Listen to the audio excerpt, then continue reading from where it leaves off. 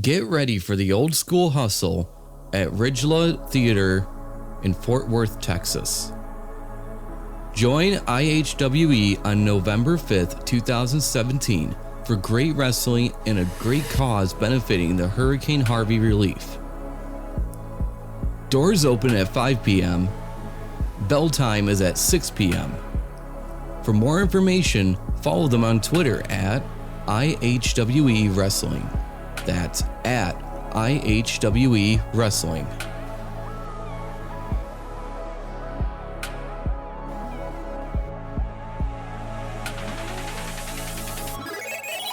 This podcast is scheduled for one fall.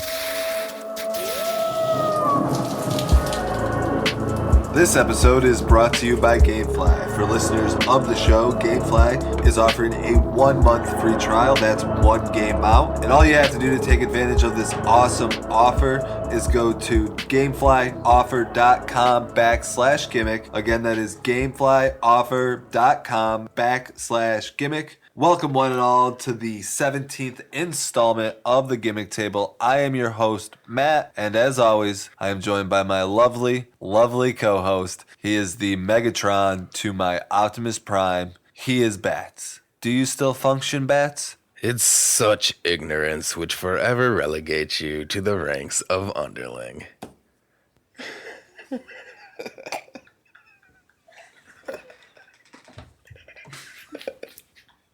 Didn't like that one? All right, guys, so coming to Nashville, Tennessee on May 12, 2018, it is the Making Towns Classic, featuring 16 of the best women in professional wrestling, all in one night, where there can only be one winner, leaving with one crown. Follow them on the Twitter Gimmick at the MT Classic, and follow and like them on the Facebook Gimmick by searching the Making Towns Classic to stay up to date with all the latest information and as they announce each of the participants for the tournament. All right, guys, and today we actually have somebody in the studio for a special guest plug for Excite Wrestling. This is actually a sanctioned plug. Sanctioned. There was no, wiretapping involved. Hacking into computers. Kidnapping my co-host, things of that nature. So here with us today, we have Mike Robertson, and he's going to give us the skinny. The lowdown on the Black Friday mayhem. From Excite Wrestling. So I'm going to go ahead and hand the mic over to you, Mike. Give us one of those exciting promos of yours. Cut us a sweet promo. Hello, fellas. I would like to talk a little bit about Excite Wrestling here on the Gimmick Table. So it's going to be at the Cowlett Center in 09. Record scratch. This is not how you usually promote the Black Friday mayhem. Listen, I don't know what you're talking about. This isn't breaking the guy into who the broke studio. into I did not break into the studio. What are you guys talking Mike, about? you were locked You don't remember in the that? basement for 2 weeks. What are you talking about? Like, I know I kicked you in the face pretty hard, but you've got to remember, you've been on the show a couple times already. Listen, I may have broken into your studio a few times, but now you fired me up. That's it. You know what? We're going to go all Excite mode. Excite mode's happening now. At twitch.tv/Excite Wrestling, you can watch Black Friday Mayhem on November 24th. You can see the likes of Keith Lee, Evan Bourne, a.k.a. Matt Seidel. Are we going to see a steel cage? There's going to be a steel cage with Rob Cook and Scott Oh, hell yeah. Sean Carr taking on... Come on. No, it's my job. My phone died. What do you expect me to do? I can't remember anything. I have memory loss. And you guys telling me I've been in the studio? Oh, well. All right, guys. We tried. We tried. Wait, you can't do this again? No, We tried. Wow. Well, we try to do things the right way, and it never works out. All right, guys, everybody join us. We have the promoter from IHWE with us today. Everybody, welcome to the Gimmick Table, David Fuller. How goes it today, David? Hey, I'm doing great here in the Lone Star State. We're in Fort Worth, Texas, where the West begins, which is something I've never understood, but I wasn't around when the West was actually here, so I'll just follow the creeds. Thank you guys for having me on. Thank you guys so much for all your help with this upcoming old school hustle that's literally days away. We're super stoked, super excited, and I'm proud to be on the show, so thank you so much for having me. Yeah, we're just glad to help. That's the one thing when we started the show, we wanted to make sure that, we talk about supporting indie wrestling, well, we feel you actually have to go out there and do it. Exactly. And, indie wrestling is such in a good place right now. And people people like to argue with each other. Hey, you know what? I don't necessarily agree with everything I see out there. It's not the wrestling I grew up with. But,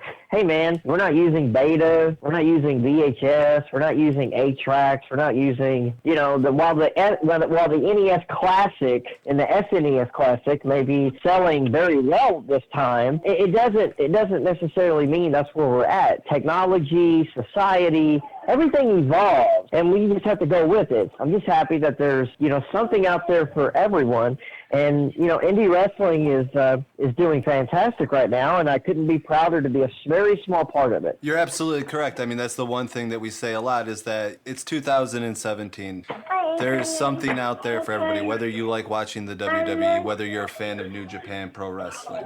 Doesn't matter, because you can find something out there that you will enjoy. Exactly. I couldn't agree more. And what we try to do in IHWE is we try to do a more traditional wrestling show, but it's also, we call it the ultimate hybrid of new school and old school, because, we've had Jim Cornette as the general manager on the same show as Kyle O'Reilly as the PWG heavyweight champion. We've had Johnny Gargano, and we've had Black Bart out there yelling and screaming at people.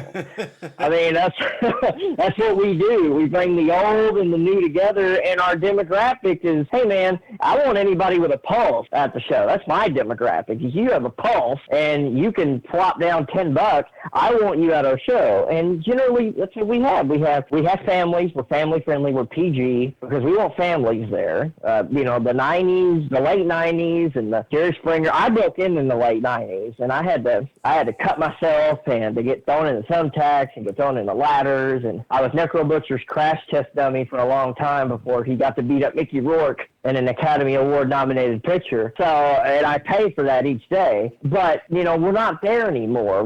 It's where we are. And I like the PG thing because the whole family can come. That's more money in our pocket. That's more people watching our product. And it's also good for sponsors. Sponsors want to be associated with something that the whole family can enjoy. So that's where we're at. But, and I'm proud to be there. But our demographic is a grandparent, kids, and parents, and youngsters, teenagers, 18 to 34. Everybody comes to our show. And that's how we like it. There's something on our show for everybody. Whether you're a fan of the wrestling you grew up watching, whether you're a fan of the fast-paced, independent style of wrestling now that seems to be just doing boom, boom, boom business, there's something for everybody on our show. So, and I'm proud to be the conveyor of that. And it does take a lot of work. We're low on the totem pole. We know that. There's a lot of competition in the market, as they say on Shark Tank when somebody comes out with something in the clothing industry. There's a lot of competition in the market, and that's what it is. So there's a lot of competition just down here in the Dallas-Fort Worth Metroplex. There's like 4 or 5 different independent promotions, and on any given weekend, you got to put out a product that people are going to come and spend $10, $15, $20, and they're going to come every single time. It takes a lot of work, and I'm proud to say that we have our loyal fans, and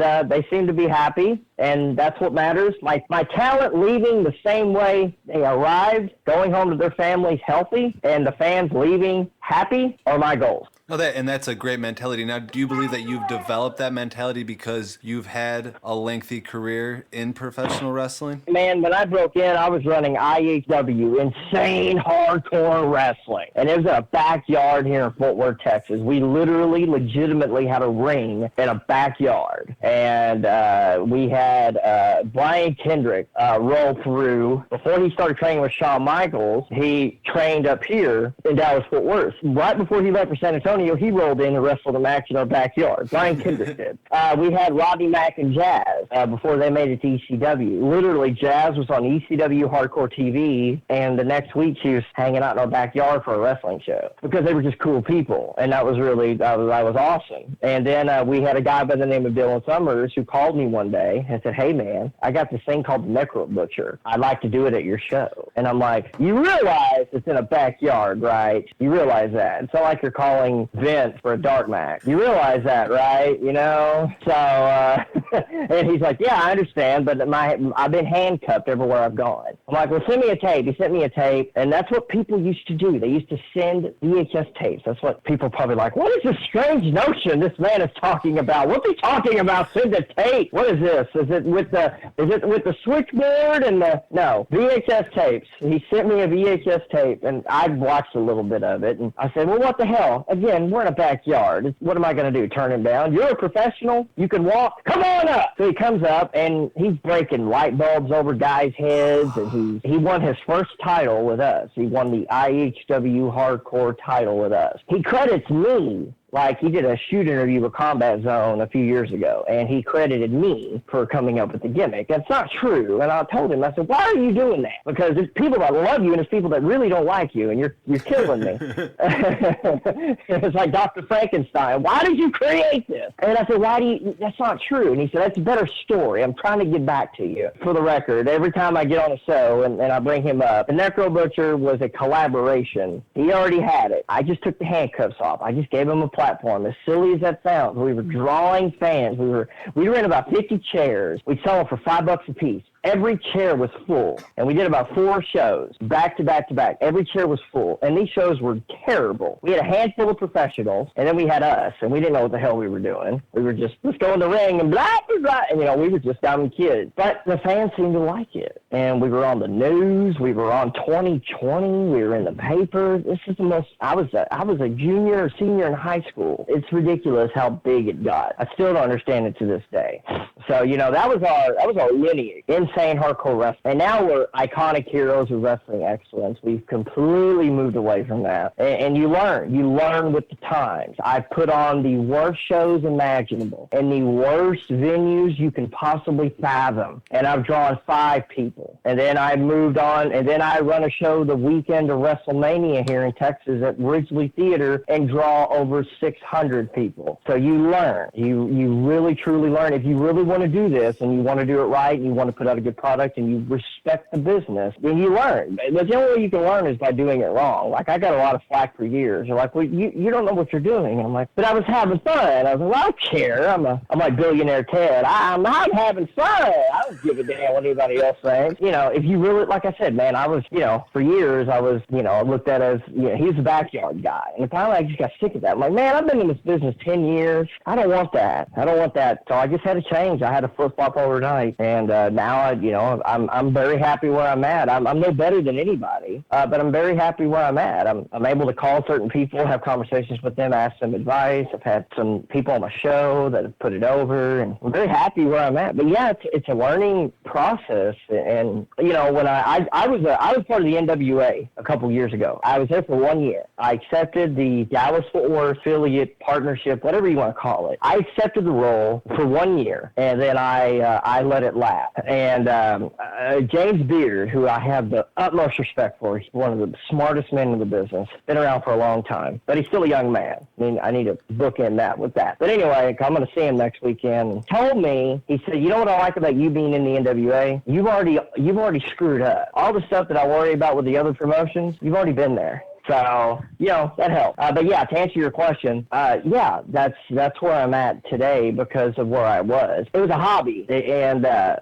long as I got to wrestle, I didn't care. But I wrestle now, but it's mainly I get out there mainly to help. Help kids, help get people over. I can talk. I'm the face of the company, which, God, I feel bad for the company. But I'm out there to help. I could give a damn about winning matches. You're never going to see me as a champion. None of that. I'm out there to help. If I can go out there and help a kid, and I got students, I'm out there to help them. And back then, I just wanted to wrestle and act like I was a star. So the show quality didn't matter. And a lot of it was youth. I just didn't know better. I'm 36 years old now. I can't spend 12 hours at a venue away from my son and without the goal of making money. That's got to be the goal at the end of the day. If I'm going to spend that much time away from my kid and put all this work into it, at the end of the day, the goal needs to be to come damn close as I can to make profit and have a good show. And the thing I found most interesting, not only are you a promoter, you're also a wrestler. And you did this at the same time. It's not like you wrestled for 10 years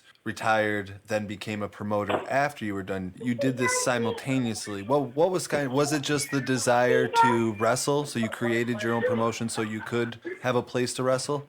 Well, when we started, it was me and my two best friends started IHW, and essentially it was because we were wrestling fans, and we just started to goof around our backyard. We didn't have a ring or anything. We developed our own personas because, my friends got tired of me being Steve Austin and stunning them all the time, and that would be the end of it. So we decided to create our own little personas and start to sing. ECW was real big at the time. So the idiots that we were like, what's better than Extreme? Insane! Yeah.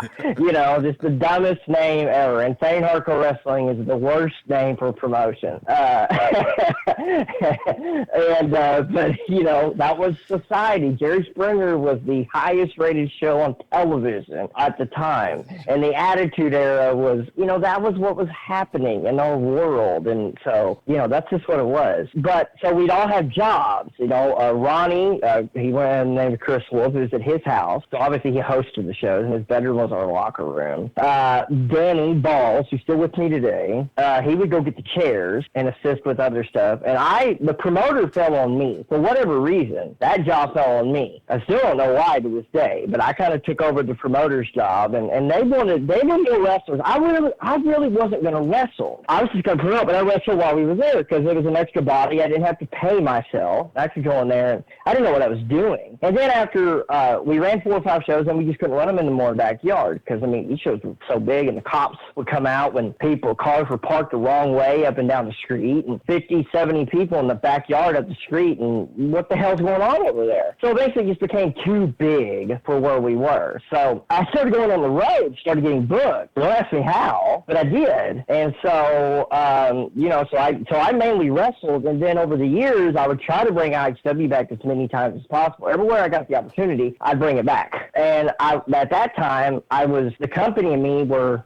neck and neck. We were known together, with IHW, I'm there. So I never intended on being a wrestler. I was going to wrestle for a little bit and then be a promoter. That was my job. Because even Johnny Valentine, see, that's how I got started in the business. Johnny Valentine broke me in. And it's strange because Johnny Valentine's breaking me in at the same time we were doing this backyard thing. And Johnny did not approve of it whatsoever. I tried my damnedest to get him out there. And he said, no, absolutely not. And I don't blame him. Johnny told me, I begged him to train me. And he looked at me and finally, I guess he got tired of me bugging him. Because every week I was there, bugging him. And he's like, I will train you. I don't think you'll be a very good wrestler. Because I was only 5'5", 100 pounds, and he's like, "Oh, you're just not made out to be you're not made out to be a wrestler. But I'll train you. I think you'll be a better promoter." And sure enough, he was right. Thinking back, he just saw something. He saw I loved the business. He saw I was persistent. But over the years, yeah, I did. I had a show I could wrestle on. I could be in the main event. I could be the champion. It's my promotion. I can do whatever I want. So yeah. But then a couple things happened. My body was not made out for this. So finally, in 2009, I just had to, a couple different things were going on. Number one, I wanted to change the perception of the company, and that meant me being out of the ring. Number two, my body just couldn't handle it anymore. Some of the things you hear about with some of the wrestlers, like age and stuff, you lose feeling in your extremities, and that was happening to me. And so I just said, you know what, this is it. And I booked a storyline to get me out of the company and put over my champion, because I wanted to do that. Like, on my way out, that's what I wanted to do, because our champion at the time was a real good dude, but for whatever reason, he just wasn't connecting with the audience. So he was a baby face. So I turned him heel. I put myself in the program with him, and we did a whole thing where if I got beat, I'd retire. And sure enough, that's what we did. That helped a little bit. And then I went away for a few weeks, and then I came back on camera as the new owner, because storyline-wise, I had sold the company or signed over the company to somebody else for months, and I wasn't in charge, quote unquote. Then I just started being the boss on camera. I would make appearances. I'd come out and set up matches. If I ever needed to take a bump, I would take a bump, whatever I needed. From 2009 until 2015, I didn't wrestle. I would get involved. If I needed to, I'd get involved, but I wouldn't wrestle. 2015, I decided to come back and have a match. My son had never seen me wrestle. My wife hadn't really seen me perform, and I came back and I did a match against Barrett Brown. And Barrett Brown is one of the hottest independent talents on the scene today, and he's just going more places. He's going to be a star. He already is, but he's going going to be a bigger star once more and more people see him. And he took care of me, and my family was worried because 34, 35 years old. I hadn't done this in a long time. And I got a lot more to lose now than I used to. You know, back then I'd go in the ring, get hit in the head with a chair, get dropped on my head. Oh, well. Now I got a lot to lose. We did that, went over real well. Fans were really into it. We actually had a really good crowd there. That and Charlie Haas versus Rodney Mack were the two most promoted matches on the show. So that kind of told me something. I wrestled a couple of times since 2016. And then I decided the storyline now is I'm back on the active roster. And it thinks I'm going to wrestle here and there, and we're going to let somebody else kind of be the boss of the company on camera. I'm mainly doing it so I can work with my students because, you know, now if I'm just the owner of the company, I have to create a reason for me to get into the ring. And it's the same old tired talent. Heel gets tired, beats me up. I come out of it. It's just, you can only be done so many times. So now I'm like, okay, let me just put myself back on the active roster. I can wrestle when I want to, do a few matches, and then I'll be done because I cannot keep up with these kids. I can't do it. But I can go out there and get through a match and do a tag or work with my students. I can do that because I can still talk. The fans know me. I'm solidified with the brand, you know, and I'm having fun. But at the same time, you know, I'm not going to do anything that's going to make the show look bad. You'll never see me in the main event. You know, if I am in the main event, it'll be a tag match where I'm sitting on the apron until the end or whatever. I'm never going to, you know, I'm not going to do anything to make the brand. The brand is, so many people work so hard to get the brand to where it's at, and the in-ring quality is so good. And I put a lot of pressure on myself because I'm like, man, if you can't go out there and get as close as you can to what they're doing, you don't need to be doing it. But at the same time, I think the main thing is my student, you know, and them being in the ring with me maybe will help them. So, okay, I'll do it for them. You know, I don't really need to do it for myself because I don't need it. I mean, you know, I think we all have a little bit of an ego and pride, or we wouldn't be in this self-absorbed business. But at the end of the day, man, I've got my wife, I've got my kid. I don't need titles and wins and losses. I don't need it. I don't. You'll never hear me complaining about losing. I'm still going to go home with my wife and son. It's not like, oh, Daddy lost a match tonight, we're going to leave him here. No. You can walk home. Get the hell out of here. Yeah. So, you know, I'm happy doing it. I get to, and it's hard. It's really hard to do both. It's really, because the shows are top notch. It takes a lot of work. I'm at the building 12 hours because I'm so anal about everything. And I'm into everything. I know where the cameras are. I know what cameras are being used. I know where the cameramen are standing. I've got everything in my head. I know what the announcers are saying. I know what the commentators are. I know everything. So it takes a lot out of me to get the show started, run and do what I need to do to get ready for my match, go do my match, come back. It's not like I can just take my boots off and hang out until I get paid. As soon as I get backstage, I got to change, or I run the show in my gear the rest of the night. I've done that. So, I mean, it depends. But it's a challenge. I enjoy it. And I think I'm used to it by now. So I enjoy it. But, yeah, it's challenging. No, definitely. And what I think is so cool about it is the fact that you love the promoting aspect just as much as you love the wrestling aspect, if not more at this time. Absolutely. There's no better feeling in the world, aside from marrying my wife, seeing the birth of my son, than, you know, just people like... I'm never still at a show. I'm always running around. I don't stay in one place because I figure if I stay in one place long enough, something else somewhere's not going to get done. So I sit in one place for a minute, and then I'm walking somewhere else. I'm standing at the curtain, or I'm walking in the locker room to see everybody who's next is good. I'm walking up to the front to see how merchandise and ticket sales and walk-ups are doing. I'm checking with the management of the building to make sure they're happy with everything, because that's important, because you want them to ask you back. So I'm doing all this. There's dignitaries there. We've had mayors of cities at our shows. I go up to them, how are you enjoying yourself? Fans stop me, and I always tell fans, I say, if you see me at a show, stop me. If you have a problem with anything, tell me, and I'll fix it. Sometimes I see promotions lash out of fans, because fans come to them and say, hey, great show, but maybe you could work on this. And they're like, how dare you say that to me? No, we're perfect. You don't need to work on anything. Well, no, you're not perfect, and you're not sitting where they're sitting and observing the show. You're backstage. You're not going to see what they see. So you need to shut up and listen to the fans, because I want them coming back. So I don't want them leaving going, God, that show was, man, that promoter's a douchebag, man. Come on now. You don't want that. It's just like any other business. You own a restaurant, and the consumers have a problem. You handle it. You know, it's the same thing. So I'm always running around, and I stop and talk to people. I'm not Vince McMahon. I'm not going to sit behind a curtain the entire night. I'm out there with you guys. Find me. You know, if you see me out there, stop me. If you have a problem, tell me. I'll fix it. If not, if you just want to talk for a minute, I may not be able to stay with you the whole time. I will give you the 2 or 3 minutes I have. You will have them. You will have my undivided attention. And then, unfortunately, I'm going to walk away just because it's my nature. It's not anything against the fans, because now I got to go see what else is going on. So, but I do. I love it. I love it when I'm home after a show, when everything's done and there's nothing else to do. I enjoy it the most when I'm sitting on Facebook or Twitter and I'm seeing people talk about the show. Then I can enjoy it, because then there's nothing to do. There's nothing. I'm good. But like people ask me, do you enjoy it? No, I hate it. I don't enjoy it while I'm doing it. No, it's maddening. No, I enjoy it when I'm done with it. And I can go back and see people talking about it and see how much they enjoyed it. Then I can enjoy it. But do I enjoy it while it's happening? Absolutely not. No, that's if I'm being honest. that seems to be a general theme. I mean, that, you know, there's so much going on, and, you know, it's your money involved.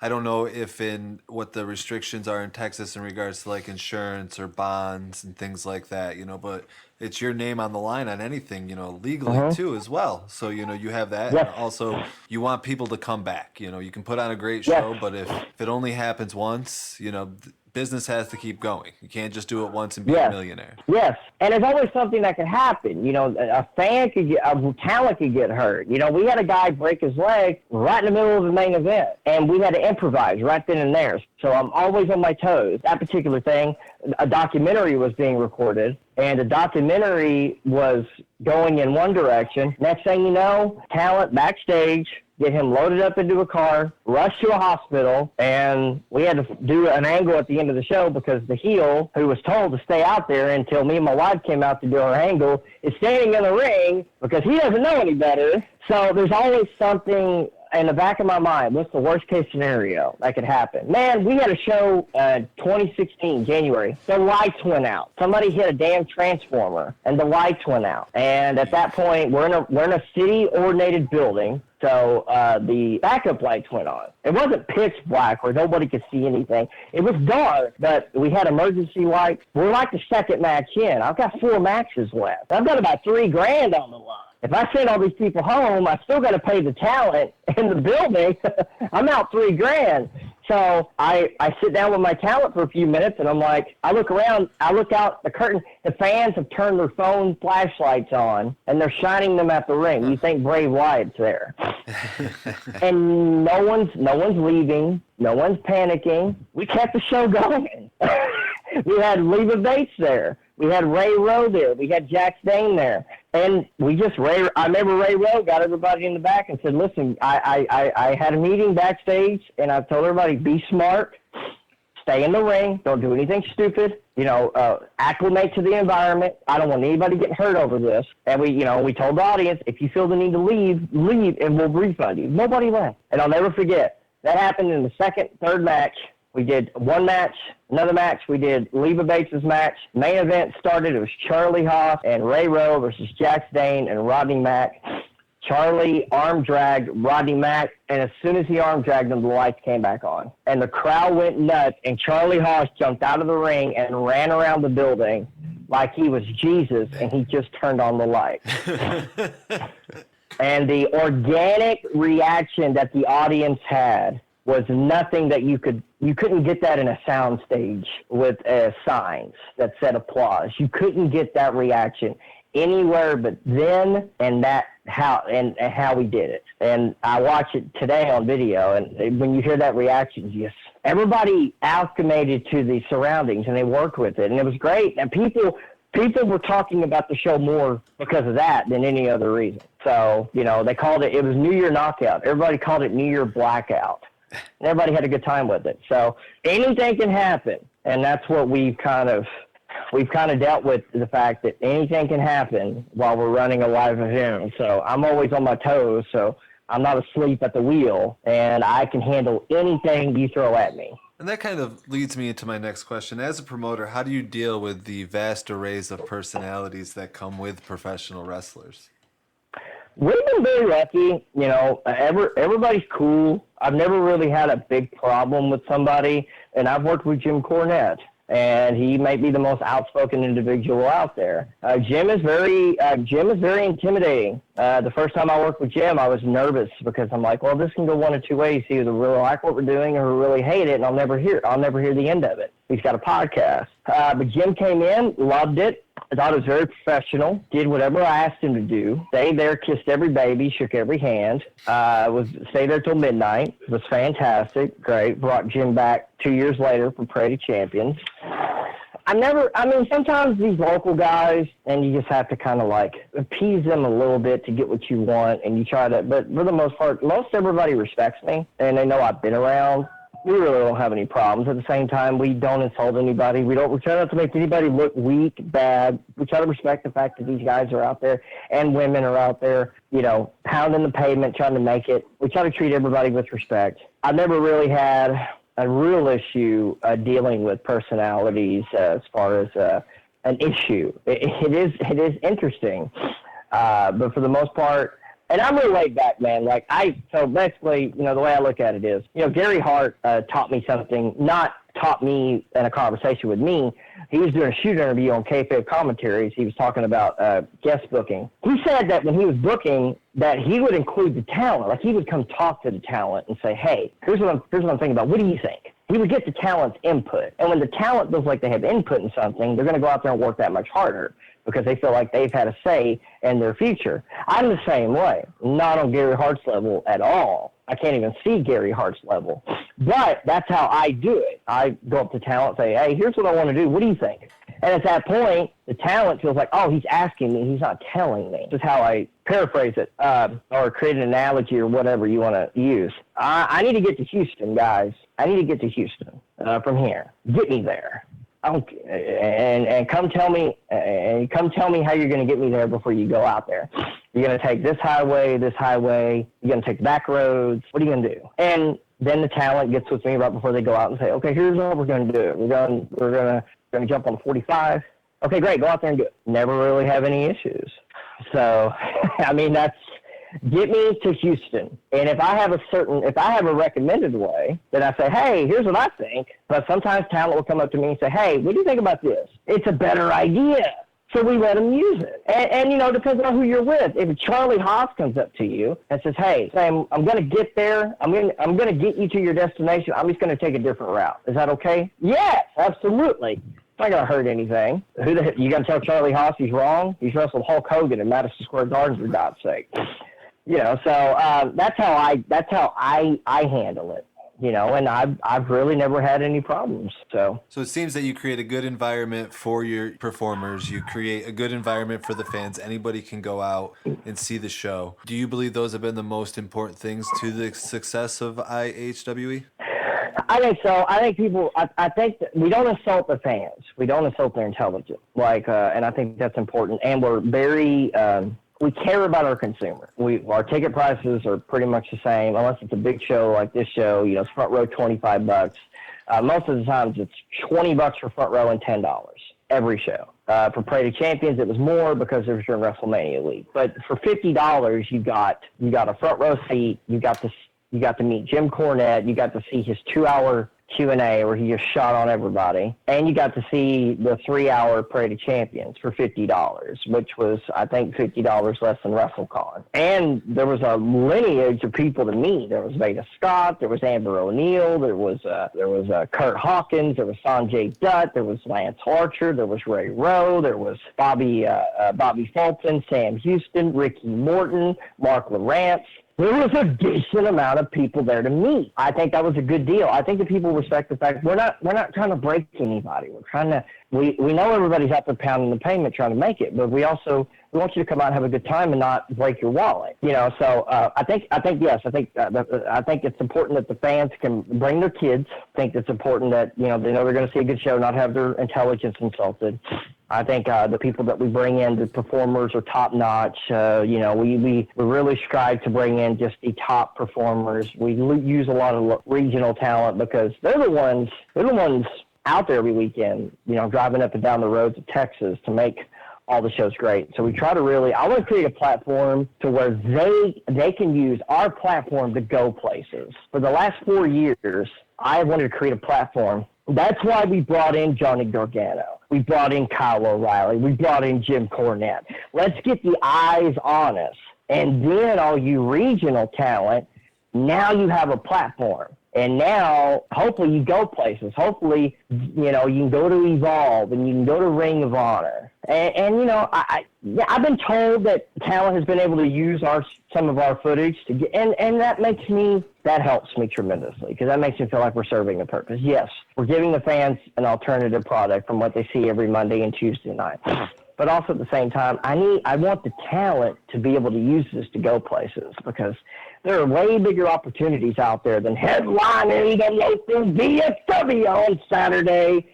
There's a far bigger market out there. There's a far bigger destination out there. I want all my boys, my ladies to go out there. I want them to get signed. I want them to make big money, have action figures, be in video games, have bad DVD movies eventually one day. Whatever they can do, I want them to do it, and I want to be able to look back and say, hey, I had a little part in that. So I think it all comes together. That's amazing that you have that because in any place in the world, you're going to find people, they're really doing it for self-interest. And it's awesome that your mentality is not about me, but about really the we of your wrestling community and make sure the guys that come through your company grow out of anybody in the entire world. Yeah, I knew a long time ago, man, I wasn't going anywhere. I knew a long time ago. This was probably the best it's going to get. And, okay, that's fine. But I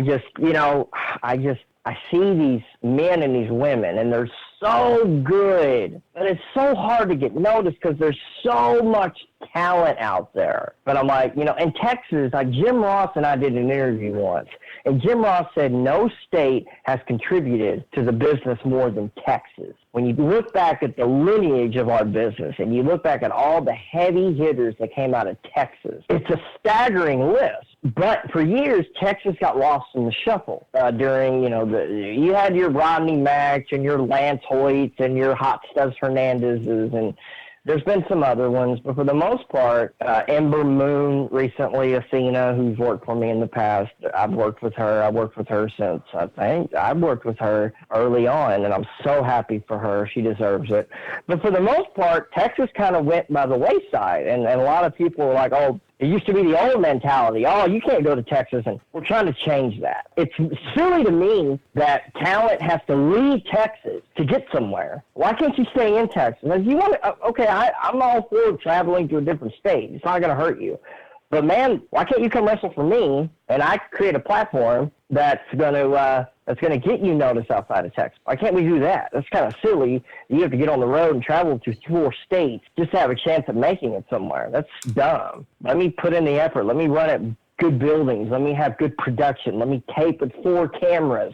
Let me put together a digital episodic weekly television show called IHWE TV. Let me put all this together, and then you can send a link out to a promoter. And when the promoter's watching it, he's not watching some 30-minute yawn fest with 4 people in the audience going, why am I even watching this? No, when you start the television show, Jim Cornette's cutting a promo. Right there, the promoter's watching. Right there.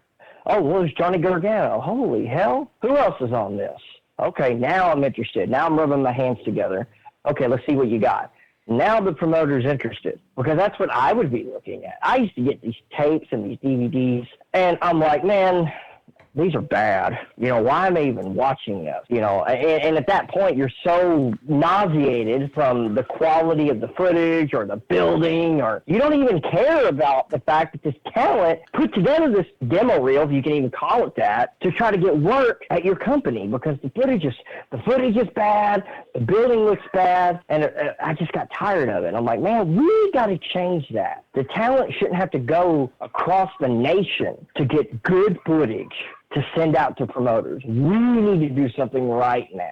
So that's what we did. That mentality, again, it seems to be paying dividends for you because, like you mentioned, you have a television show, and that can be seen on the Fight app. Yes, well, and actually, you know, the first season is on YouTube, and what we're doing is we're going to bring it back. We did a first season in 2014, and then it kind of went by the wayside. We've had shows since 2014. We probably got close to 100 hours of content from our live events from 2014 through now. We probably got close to 100 hours. So what we're doing, it went by the wayside, and now that we've got people back in production and whatnot, what we're going to do is we're going to bring it back, and we're going to put the first season on Fight, and then we're going to, at the beginning of the new year, we're going to bring IHWE TV back in season format, like a sitcom, and we're going to start out with 10 episodes, and we're going to go back to 2015 and highlight the best matches from our live events from 2015 and on, and you'll be able to watch them on Fight for free. Won't cost you a penny. You can download the Fight app. You can also watch them on YouTube. The cool part about IHWE TV is you can watch it anywhere, anytime, on any device.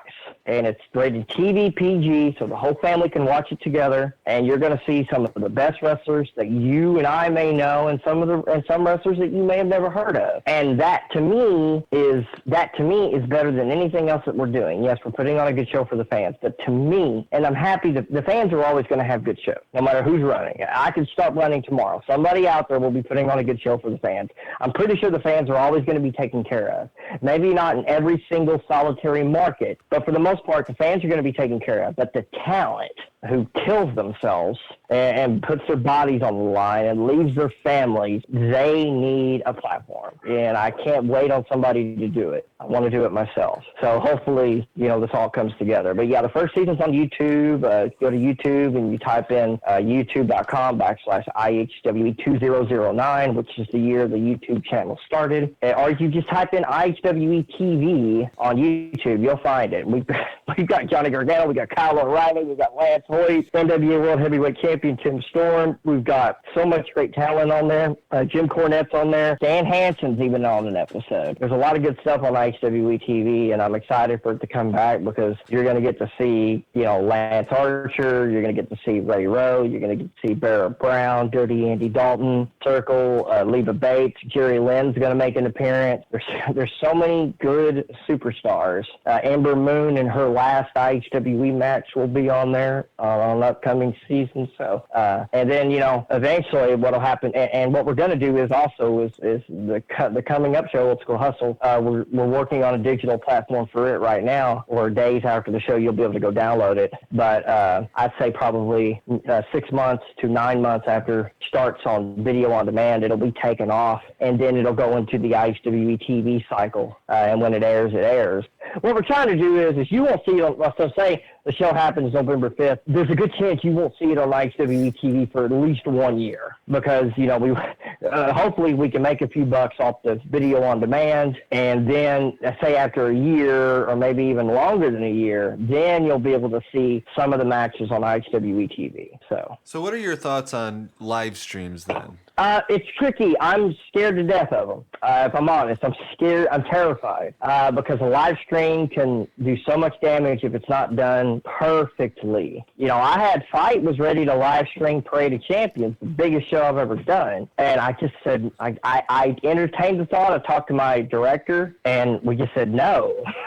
I have seen the horror story, and the thing is, we're not Ring of Honor, we're not Evolve. We don't have the luxury of having an off night and people saying, oh, well, let me get the download and all. We don't have that luxury. If we don't have a good night, we're not going to have another one. So, because technical difficulties happen, but people don't understand that. When they want to watch the show, they are under the perception that you've got your crap together and you know what you're doing. And when they paid money to see a show and it's not happening and they get on Twitter and the next thing you know, one tweet, two tweets, boom, boom, boom. And then God forbid you're trending for the wrong reason. So I am terrified of live stream. So we're not there yet. I would love to be. I think we make more money that way. But until I know for a fact we've got a system in place that can handle it, I'm not even going to entertain the thought. It's definitely smart. Take your time, get YouTube down, get it on Fight TV with the pre-recorded. Because still, live streaming wrestling is very new. And, there are some companies that are putting their feet in the water. But again, you don't know what's going to happen with it. You don't know if the platform is going to work. Waiting it out can be potentially a smart move. Correct. And again, we don't have the luxury and the following of the bigger companies. We just don't have that luxury. We're very on the totem pole. We're very low to the ground. I'm not one to go out there and say, "Hey, we're WWE." No, we're not. There's only one WWE. We're a regional wrestling promotion that happens to have over 1,600 YouTube subscribers, and our YouTube videos are watched in 60 countries because I look at the numbers on YouTube. I look at the report just because I want to see, and we get a lot of the videos are watched in 60 different countries. So, and that's cool. At the same time, when you take people's money, you have to give them something. And I can only imagine me at a live event dealing with the live event aspect of it, making sure the people that are paying money to sit down are getting their money's worth. I can't even imagine dealing with the fact that people that are paying money to see the show online aren't getting their money's worth and have to deal with that in addition to, oh, no. You might as well just put me in a hospital. I can't argue with that. Now, something I'm curious about is the hurdles that you face with the actual state of Texas. What do you have to deal with, like insurance, doctors, anything like that, bonds? Most venues want a liability bond, and we get that. We get a decent deal. That's not a problem, but there's no athletic commission. Like they deemed wrestling like theater years ago. So we don't have to deal with the athletic commission. We don't have to have doctors. We don't have to have any of that stuff. Sometimes we have, sometimes friends of ours stop by, the chiropractors and stuff, and they're there in case something happens. We try to run close to hospitals in case we need to get somebody there or we need an ambulance. We haven't really had that necessity other than the leg breaking incident. We haven't really had any issues. We've been very thankful, but we're also very smart. You don't create situations where stuff like that can happen. I'm very hard on the talent. We don't allow chair shots to the head. We don't, pile drivers are very few and far between. We're very, very particular on what the talent does. There's always meetings before the show to tell the talent, I want you to come back here the same way you went out there. You may be a little blown up, you may be sweaty. Other than that, I don't want you to, don't be stupid. You can go out there and have a good match without being, hey, I'm going to kill myself tonight. No, you're not. And we're hard on the referees.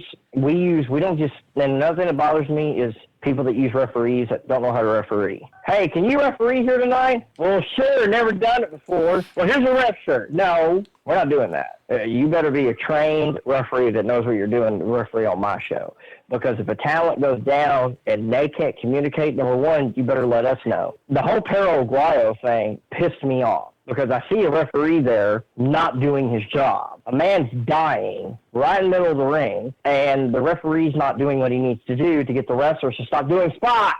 So that will never happen on my show because I'll be in the ring beating up the referee if that happens. So we run a very tight ship. But now, for the most part, we're good. There's no real – it's not the hurdles that you guys face in New York. Now, I don't disagree with the philosophy. I know it's expensive. And if we had to have it here, okay, I don't disagree with the philosophy. But at the same time, we just haven't for whatever reason, it just hasn't happened down here. And we're blessed to have that because state athletic commissions can be the death of wrestling promotions. So I'm glad it's the way it is down here. Louisiana's real strict. Oklahoma's real strict. For the most part, down here in Texas, they're pretty lax for the time being, of course. Listen, yeah, so never run a show in New York from what I've heard. Yeah, I see that on a pretty regular basis. So here's a question for you. What would the David Fuller of today say of the David Fuller from 1998? Be smarter, man. Be smarter with your body and take the business more serious. Hey, you know what? Years from now, you're gonna be pitching yourself to Jim Cornette. you're going to be pitching yourself to Stan Hansen, and you're going to have to answer if any of this old stuff comes back and it pops up. You're going to have to answer for it, and you can only use the "I was young and dumb" excuse so many times. Be smarter, have more respect, and just take it more serious, because one day you're going to be doing a lot of cool stuff, and you need to have accountability, but at the same time, just respect the business going forward, because you get so many more opportunities when you are professional 24/7, no matter what. I'm really big on that. Like on social media, you won't see me. I'm very professional because I'm an ambassador for my brand.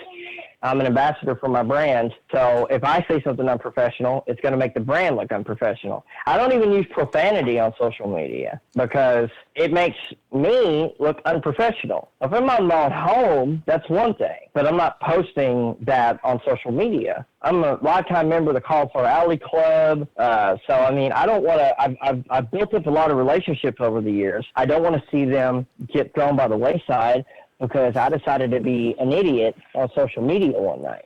So I'm big on that. So, and I used to not be this way. I used to be, I go on Twitter and say whatever I want. And that never, ever is a good idea in any situation. So I kind of cringe sometimes when I'm on social media and I see people saying certain things, and I'm like, oh man, that's not smart. But you can't control what other people do, nor do I really want to. I try to teach our students that and say, you represent the company, and if you go on social media and you make yourself look like a fool, then you're not going to be working here. So main thing is stay a professional 24/7 and represent the brand and give people the perception you would want them to have of the brand with you. But it's also good that you do that, because you could have a student who is, like you said, very young, and you tell them that, and they're brash, and they're going to say, well, I'm going to still do whatever I want. You kick them out of your company, and they learn right then and there that, okay, maybe, I should have listened to Dave. Maybe I should have done that. But, and if they follow your rules, good for them. That means, they understand that here's somebody talking to me. He's got 20 years of experience in wrestling. I probably should take what he's saying seriously. Either way, they're going to get the lesson the easy way, or they're going to get the lesson the hard way, hopefully. And that's it. And, they've seen the people that have come through our company. They've seen it. They've seen O'Reilly. They've seen Gargano. So they're watching them on TV right now. As we speak, they can turn on NXT and see Kyle O'Reilly and Johnny Gargano and Ember Moon. So when I show them footage of a match 2-3 years old, they're like, oh, wow, okay, this guy is onto something. And I'm like, well, the proof is right there in the pudding. This isn't me with a big sailor in the middle of the ring. I love you, Fred Ottman, not a tugboat knock. But it's not me with a big sailor in the middle of the ring saying, I can get you to WWE. Look who's on my show. Oh, right, the guy in the koala bear outfit. Yeah, sure, okay. No, we've had the people that you're watching on TV right now, they've been here. So, they wrestled here. Granted, it was for one night, but still, they've been here. We have the proof. I think the kids really respect that. And they're like, oh, wow, that's really cool. So we got really good kids.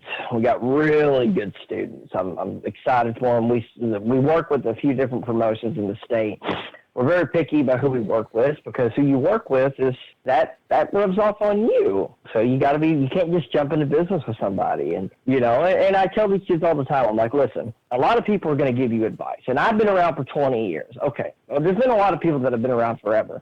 If you start on Wall Street next week and you're listening to people talk about what you should do with your money or what you should research, if the janitor walks by and says, here's what I would do, probably should talk to other people about that particular piece of advice before just jumping all in, because, yeah, he's been around for 20 years, but, So I try to convey that to my students and say, well, I got an old shirt that's been here for 15 years. Doesn't mean it's going to tell me how to, go park my money in an IRA next week. So it doesn't necessarily mean anything. So, that's the kind of stuff I try to teach because they're going to run into that a lot, even when they get away from me. Right now, I help them with their bookings, and I send them where I think it's safe and where I think they're going to get a good education and get good opportunities. But eventually they're going to go out on their own, and they're going to run into that because there's always people in wrestling that just want to manipulate and brainwash and latch on to some new young talent and say, I can take you places.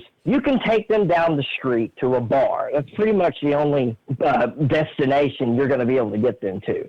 So, that's the kind of advice I try to give, and it's because I know, because I've been there. I listen to every schmo that try to give me advice, no matter how long they've been in the business or who they were. I listened to them, and I went through a lot of dark times and a lot of times where I probably shouldn't have had any business being in the business. Even though, if you weren't supposed to be there, those times have helped you develop the attitude that you have now. You're out there, you're putting on good wrestling shows, you're doing what's best for your company and the people that are coming through your company. And you're also have your students, so you're working for the future of wrestling. One thing we've heard from a few of our guests is that one of the problems they see with a lot of the younger wrestlers is that there's not enough people with the right mentality out there training them. And you have a lot of people who don't know what they're doing and aren't getting the basics and the correct things that they need to be successful. But it seems like you have such a passion for this that you're going to make sure anybody who comes in contact with you is going to have the best opportunity to succeed. Yes, we've trained students before, and it's never worked out up until now. The group of kids we have now, best group we've ever had. And I think that reflects on us. And maybe we shouldn't have been training people until now. Maybe fate has brought us here. And now we're finally at an opportunity where we can hand out knowledge. We don't train in a ring. We train on dojo mats. That's what we train on. And it worked. It's not like the kids are starting out high. They're starting out real low. They're training on mats. And then on show days, they go to the building and they set up the ring. And they get it set up real quick because then they know they can get into the ring and they can learn some new stuff. And it works. It's a crazy notion, and that's what used to happen in the old school. It worked. We have these young kids, and they appreciate the little things because they started training on my patio, and they started training on gym mats. And then they went to my patio and worked on these really thin mats. And now they're at a dojo with these really thick dojo mats, and we have weights there, and we can do so much. The dojo, the mats are placed like a ring. So it's a big, big area, so it's like a ring. And when they get into the ring, they really appreciate it. So we have a system in place, and it works. And we've had students come, and they spend a couple of weeks with us, and then they bolt because, they can go somewhere else and train where they have a ring full time. But our students are working, the students that train, they're working the Ridgely Theater next week. They're not working student shows. They're working at the Ridgely Theater. They're on the same show as Michael Elgin. They're on the same show as Myron Reed. They're sharing a locker room with Kurt Stallion and Dominic. They're on the same show as these guys. They're not wrestling at some student show with just students around them. They're wrestling on the main show because I think that's the best way for them to learn. And hopefully Michael Elgin will take a few minutes and talk to them. And hopefully I'm trying to make sure Michael can watch their match and say, hey man, talk to my kids. And that's how we do things. I'm not knocking anybody. Michael Elgin runs a great school, and I know Mike and his students. Just look at him. Look at his students. You know that he puts so much time and effort into his students because they're killers. And there's a lot of good schools across the nation. There are so many. Panaki is training down in San Antonio. There's a lot of good schools across the nation. If you really want to do this, research and find a school. Don't just go to the first school. You're going to spend money on. Would you do that for college? If you want to. If you want to be a doctor, you're not going to go to the first medical school that you find on the corner. No, you're going to do some research because that's what you want to do for the rest of your life. If you're going to get into this, you better be able to put in the time because WWE isn't going to give you a look unless you are. And we're trying to teach them the social media skills now So nothing is held against them later when they get to WWE and they find out, oh, yeah, that video I posted when I was 19 and I got high is on Instagram. I thought I deleted it, but all of a sudden it's coming out now. No, we're trying to nip that in the bud now. We're encouraging our kids to get an education. If you're already out of high school, we're encouraging them to go to college. Have a backup plan, because that's the one thing. Wrestling has a horrible exit plan, and we're trying to stay on top of concussion and make sure they don't happen. We're trying to do all the things. I don't allow them to do hardly any of the things that I did when I broke in. I'm not letting them get hit in the head with a chair. I took that way too much. I'm not letting them do hardly any of the stuff that I used to do, because I had to do it, because that's the way wrestling was, and that's how I was small. That's what I had to do to succeed. So we're trying to give them the tools that we know that the business wants them to have now. Be in the gym. Make sure your cardio is where it needs to be. Even if you don't have the best looking body, that's okay, but you got to look like you work out. You got to have cardio. If you don't have cardio, I can't help you. So we're trying to give them the tools that they need, that we know the business requires, as far as evolving, moving up the ladder to get to a better place. I've been smiling the whole time you were talking about having them go from your patio to the dojo, because like you said, it's the small things, but it's teaching them a level of discipline that they can carry for the rest of their lives. You encouraging them to do something besides wrestling, having that backup plan, shows that you're somebody that they can trust, and it's going to make it so they're going to be comfortable with you, and you're really not just teaching somebody, but you're building a bond with them as well. Yes, I mean, the people that helped me over the years, they nurtured, they taught, they were patient with me, and that's the only reason I'm here. So now I need to do that. And I don't like the stigma of the wrestling trainer. Get down, give me 100 push-ups. Come on, you lame wussy. Come on. I don't like that stigma. I don't like it. It's so passé, and there's nothing wrong with encouraging. I get loud when I have been doing drills. I get loud. It's motivation, and it's intensity. I know if I get their adrenaline pumping, they can do anything, because adrenaline is what gets you through matches. When you're hurting, adrenaline carries you through the match. So I know if I get their adrenaline pumping, I can get them to do anything. It's when their adrenaline stops and they crash, that's when it's hard to get them to do anything, just like any other human being. But yeah, I don't discourage them. Like, we have a guy, I believe in his early 50s, who wants one match.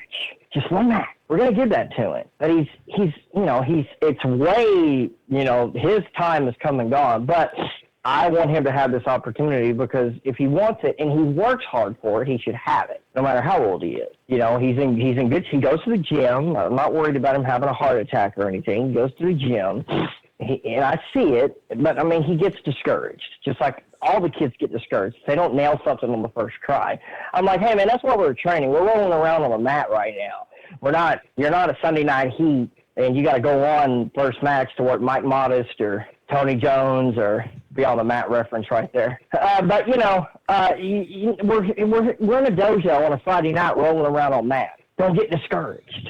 That's what we're here for. So there's no point in me getting onto them. It might be entertaining to watch, but I'm not going to do it, because that's not the kind of relationship I want to have with my students. I don't want it to be fear. I want it to be of respect, mutual respect, where they can come to me about anything, because we're dealing with young people. We're dealing with people fresh out of high school. So they got to be able, I want them to have a relationship where they can come to me about anything. And to do that, there's got to be mutual respect. It can't just be, come on, I can't be the guy from Full Metal Jacket. I can't. So, again, might be entertaining to watch, and I enjoyed it watching Tough Enough. It's great to watch on Tough Enough, but that's performance. That's a reality show. There's no cameras in our dojo. So there's no reason for me, if we're filming a show, yeah, okay, let's give them a show. But there's no cameras there, so there's no reason to. I don't want my students scared to come to training. You don't motivate people that way. You motivate them by doing exactly what we're doing. You show me you deserve to be in that ring, and you'll be in that ring. And that's how it works, and the kids are doing great. We started this interview off, I wasn't knowing what to expect, and I can genuinely say, talking to you, that you probably are one of the best things for wrestling. Your mentality about everything, the way that you've learned over the years from doing it the wrong way, now kind of are starting to get it the way to do it the right way. The people that you have around you, your students, they must honestly be fortunate to have you. Well, I'm blessed, and I appreciate you saying that. I'm honored. You know, this business doesn't owe me anything. I owe the business. I met my wife through this business.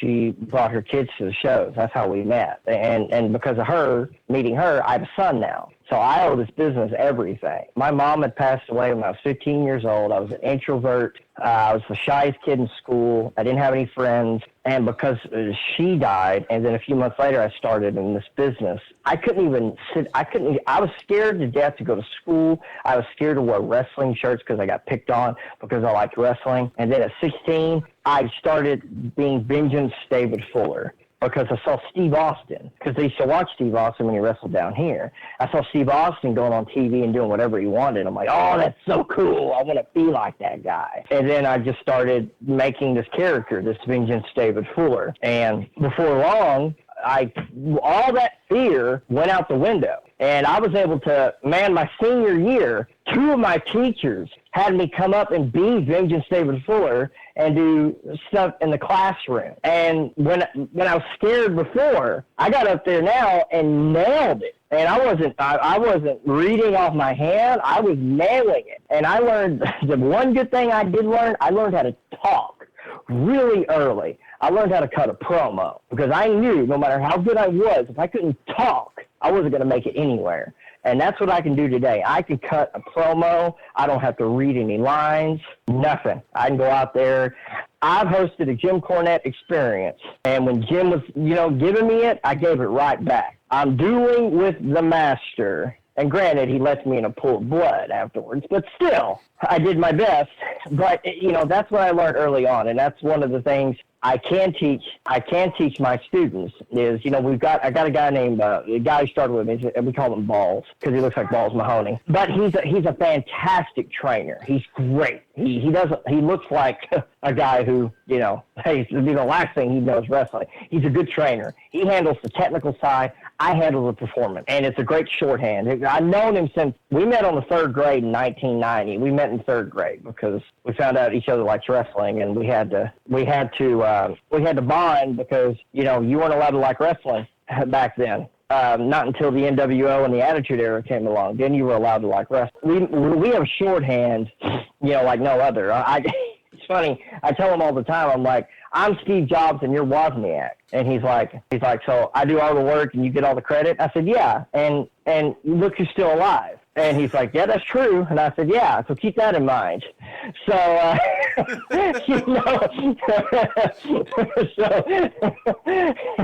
because he's real laid back. He's cool hand Luke. I'm the one who's running around. And granted, I don't talk to people like Steve Jobs because I'm not in his league. I didn't, we started in a backyard. They started in a garage. So I try to watch people like that. And I try to learn certain things from them, but I try to put my own spin on it. I want to be liked by people. Not necessarily liked by people. I don't want people to have the stigma about me that I'm just this jerk. Because a while back, man, I had it. I was really hard to deal with, but I was also real depressed, real down. Didn't have a wife, didn't have a family. I was approaching 30, or no, I think 25. I was living alone. So I mean, man, I was just kind of missing out on a lot of different things, and I was really hard to deal with. And now, I've got my wife, I've got my son, and got the business, and I'm very blessed, and a lot of it's because of wrestling.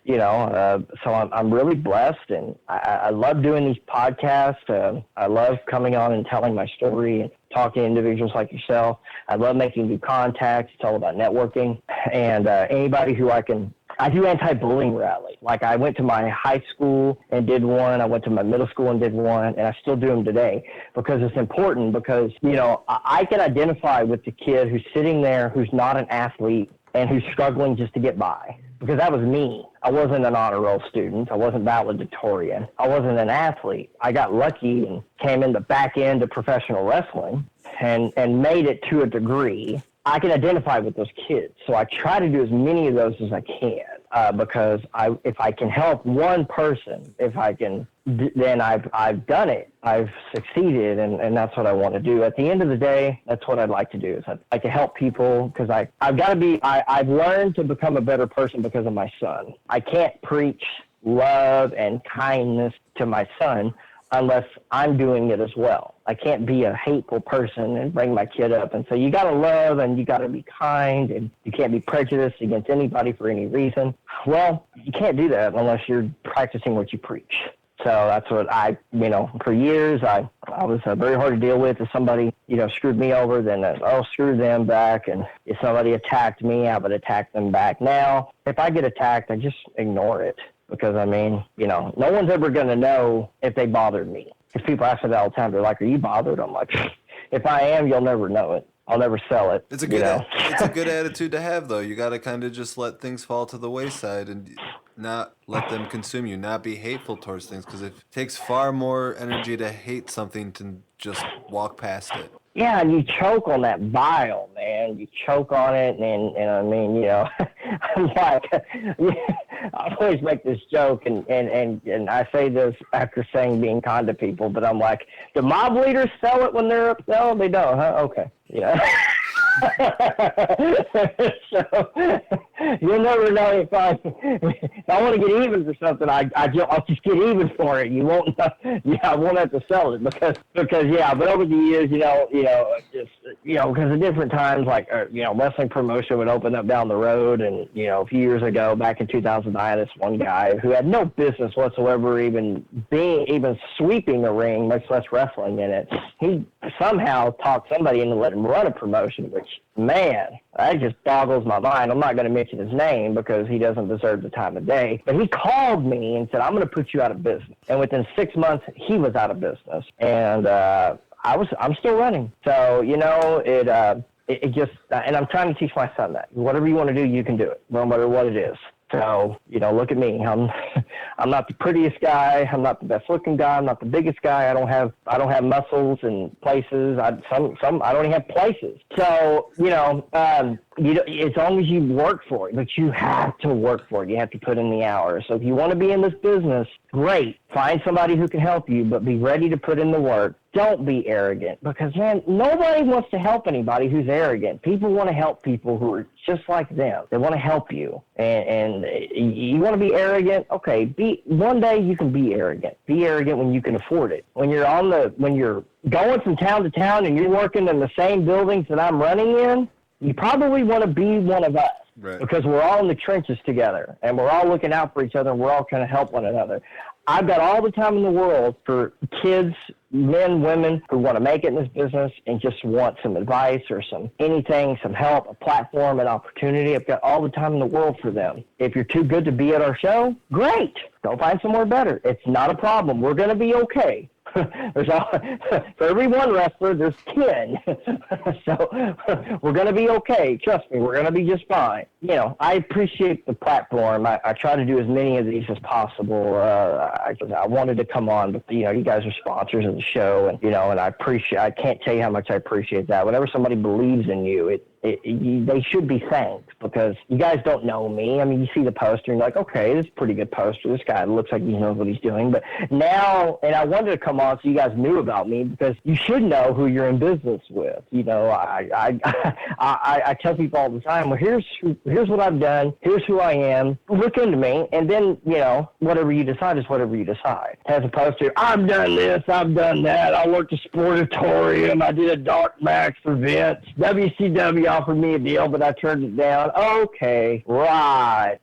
So I've heard it all over the years. And like we said earlier, we're just glad to help. That's really, for us, it's an opportunity to talk to people doing something that we love. And not everybody gets to do that as a fan, get to see their actual story and how they went from just being an average person to going, I'm going to get in a ring every weekend and wrestle. Yeah. And I'm still an average person. I'll never be too busy or too good to talk to anybody. Like our fans, they know they can always talk to me. Hey, you know what? When I'm not running a show, I'm at home with my son watching Mickey Mouse Clubhouse.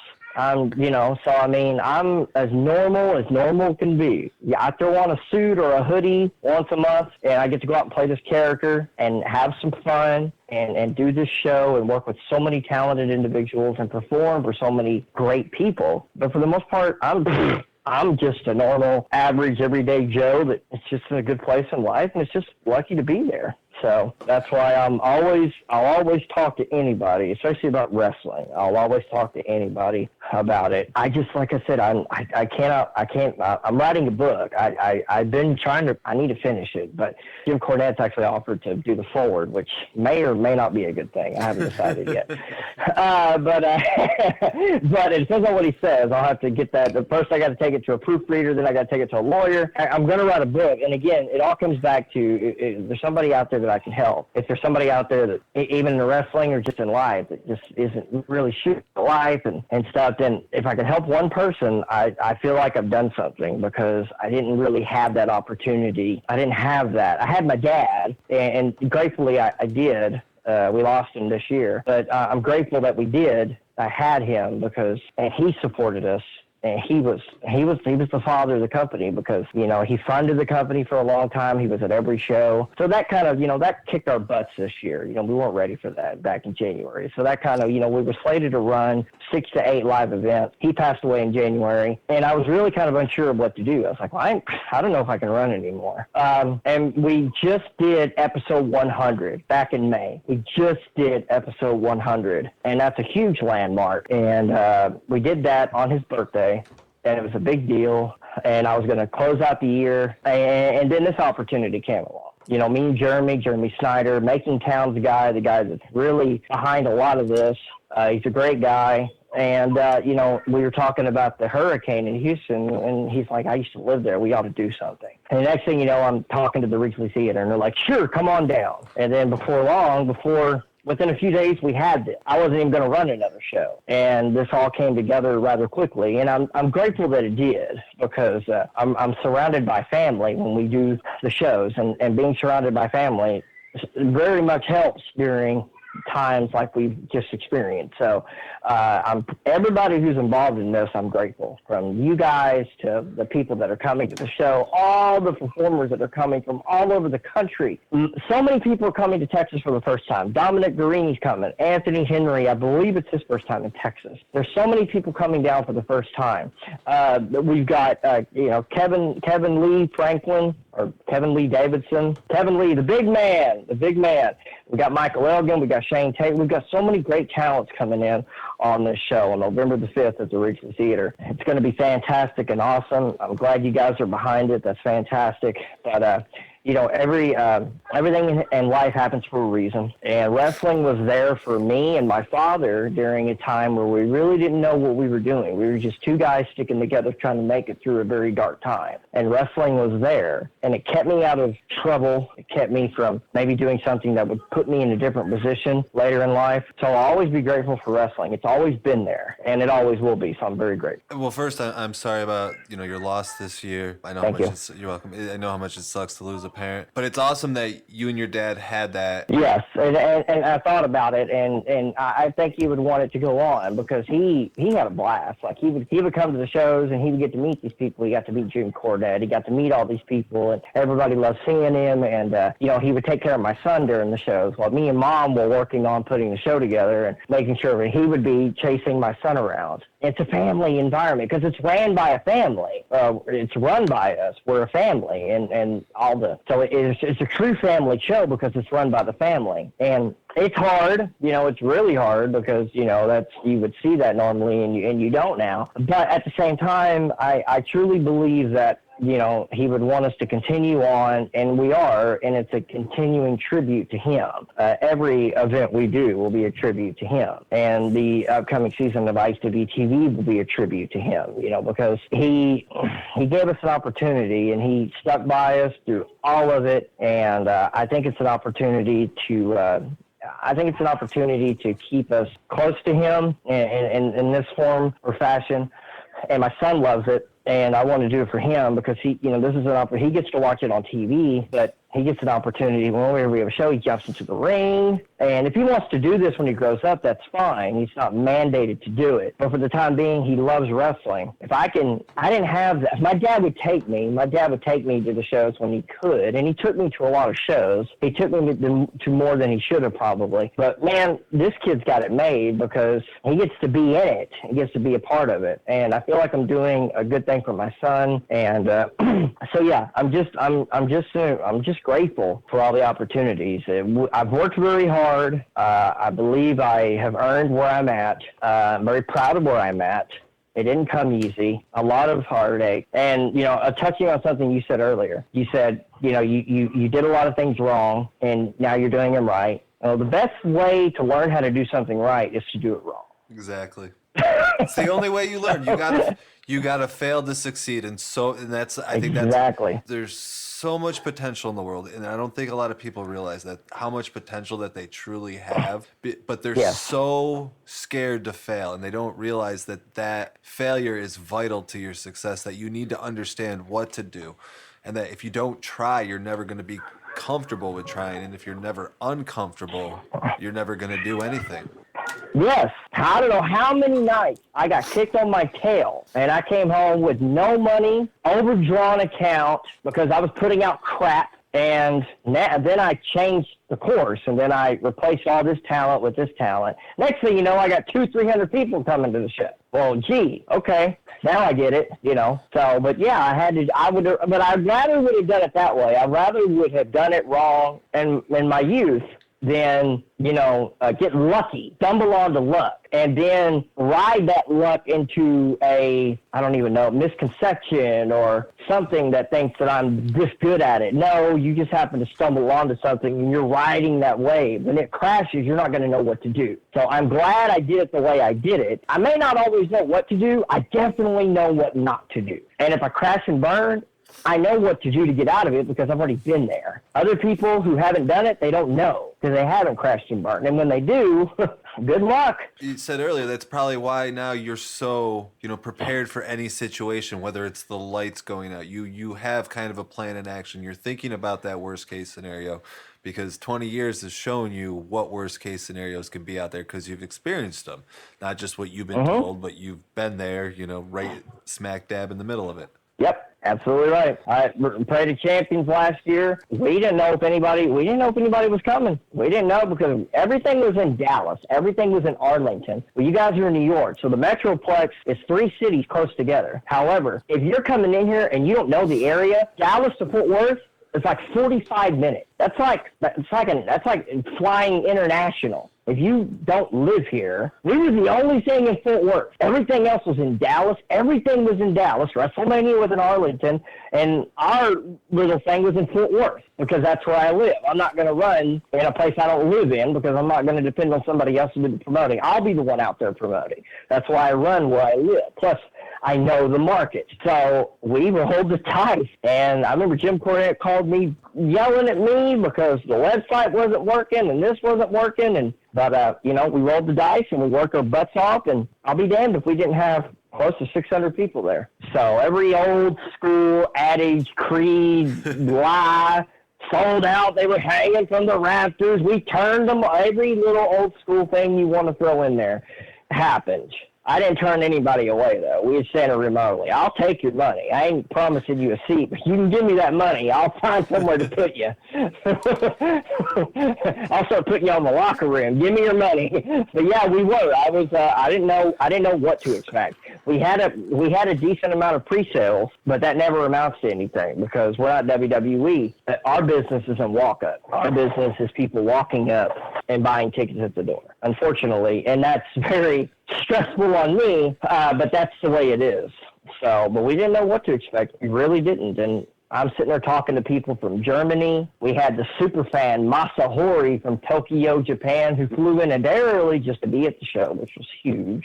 We had Rick, the WWE sign guy, down there at ringside. I was talking to 2 older ladies from England who just came to see Jim Cornette. The cool thing about that weekend is the only place to see Jim Cornette was at our show. This year, of course, he was a part of several events during WrestleMania, but the only place to see Jim Cornette that weekend was at our show. He did Jim Ross's show the Monday after WrestleMania, but the only place to see him during that weekend was at our show. So that helped in our favor tremendously. I think that was a big part of our success, and I owe that to Jim, and Jim was super cool, and Jim shook every hand. Everybody left happy that night to see Jim Cornette. So that's awesome. And again, I've said this countless times. It really just seems that you you said it's not luck, it's through the experience, but your hard work has really, if somebody didn't know you and you'd kind of just told them a streamlined story, they'd be like, oh, this guy's really lucky, but they don't see all the hard work and the experience there. But really, I mean, 600 people showing up, not the closest event to WrestleMania, Jim Cornette coming to work for you. It just speaks volumes to about you and your reputation. I appreciate that. And I agree. It does take hard work. Believe me, I had to sit on the phone with Jim back in 2014 for about an hour and a half and sell him on me. So he would even talk to me. He would even do my podcast. I had to sell him on me before he would even allow me to talk to him. And now, I can call him pretty much anytime I want. I've been on a show twice. He's come down here and worked for me twice. And, he told me, he said, if Terry Funk starts running Amarillo, I'll go work for him. But you're the only promoter in Texas. I'm coming down to work. And I was like, well, that's super cool. I think part of it is he doesn't want to drive to Texas anymore. But still. But yeah, it really is, man. And I had to sell Stan Hansen on me. I've had to sell a lot of people on me over the years, and it's fine. If you can't do that, then why should people who have reputations give you the time of day? So I've had to sell a lot of people on me over the years, and I've done it, and I'm blessed, and I thank God that they've given me an opportunity to prove them right. I haven't really had a bad experience with anybody that I know of. Maybe in my younger years, maybe I rubbed people the wrong way because I was just young and stupid, but nowadays, I think everybody that shows up and works for me, especially with any kind of name, are always willing to come back. And that's important. Not only are the fans willing to come back, the talent's willing to come back, and buildings or venues they welcome us back. So, and that's the mentality. I want everybody to walk away from that show. Building owners, like, man, the show's over with. We're mopping up floors. Me and my wife are mopping up the bathroom. We're leaving the venue the way we showed up. We're not just leaving it. That's what we do. We vacuum the floor. We don't leave until the venue looks the way it did before we got there, because we want them to ask us back. Sometimes the venue will just say, get out, we'll clean up, because we've been there all damn day. But, for the most part, they're like, you don't have to do that. We're like, yes, we do. We're not the step cousin that comes and stays for a week when he's saying he's staying for 2 days, and he stays in your living room and you got beer cans all over the place. He's not Uncle. We're not Uncle Buck. We're going to clean up after ourselves, and we're going to leave this venue the way we found it. That way, you'll ask us back, because you're not going to ask us back if we don't. Exactly. So that's important to us. So how can people get a hold of IHWE and you on all the social media gimmicks? I'm on Twitter at HXC Fuller, Hilo X-Ray Charlie Fuller. At IHWE Wrestling is at IHWE Wrestling on Twitter. IHWE's digital media hub is our YouTube channel, which is youtube.com/IHWE2009. Our Facebook page is facebook.com/IHWETX.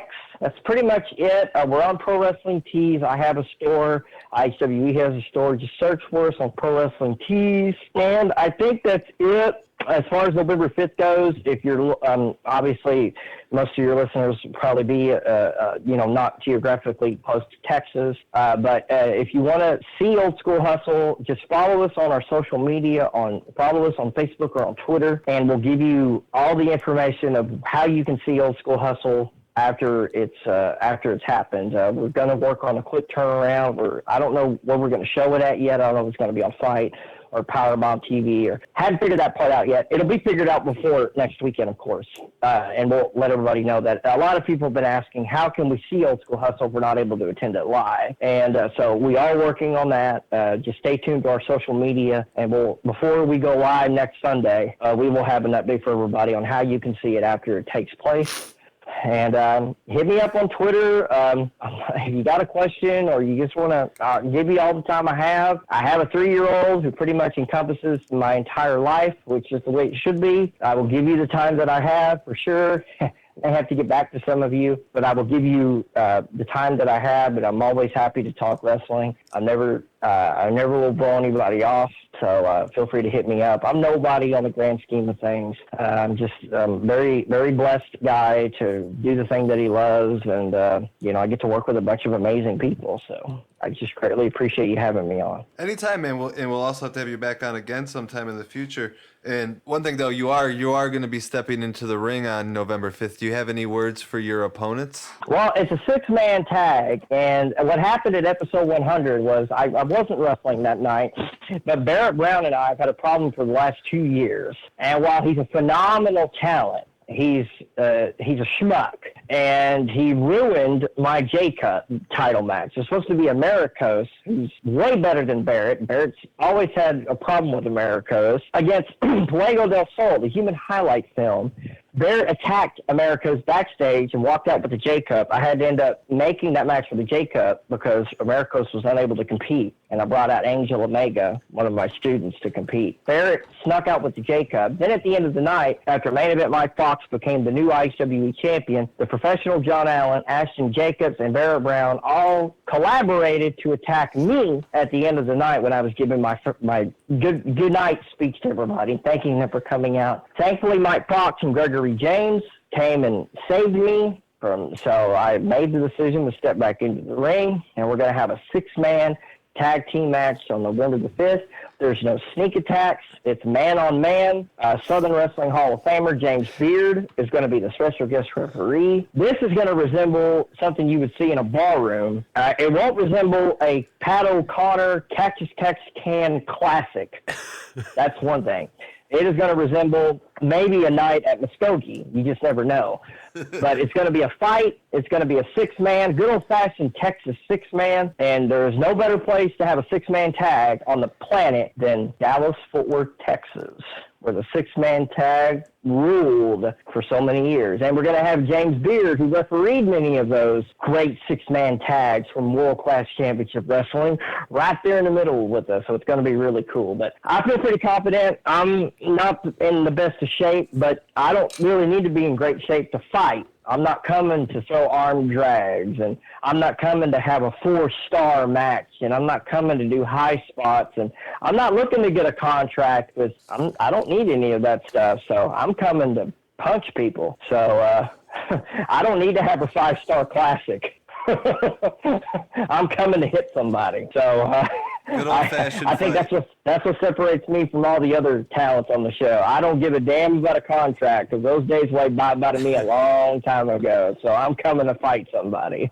That's what I got to say about November 5th. All right, we wish you the best of luck with that. Now, I told you at the beginning of the show I have a co-host. He was more quiet than usual today, but he does have a game. Obviously, I didn't even know he was there. Yeah, me either. I was lurking in the background the whole time. He got kidnapped last episode. I don't know if I didn't know if he got kidnapped. No, you guys were very, very talkative about the whole wrestling aspect and everything. I just wanted to let you guys flow. You had a nice flow going there. But I do have a Halloween-themed gimmick table unhinged tonight. I hope you're ready for some festivities. Rock on. He's the creepy one on the podcast.